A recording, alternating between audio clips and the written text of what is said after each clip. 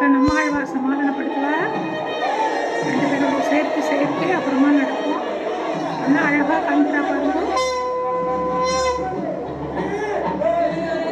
மட்டையடி உற்சவம்னு சொல்லுவா.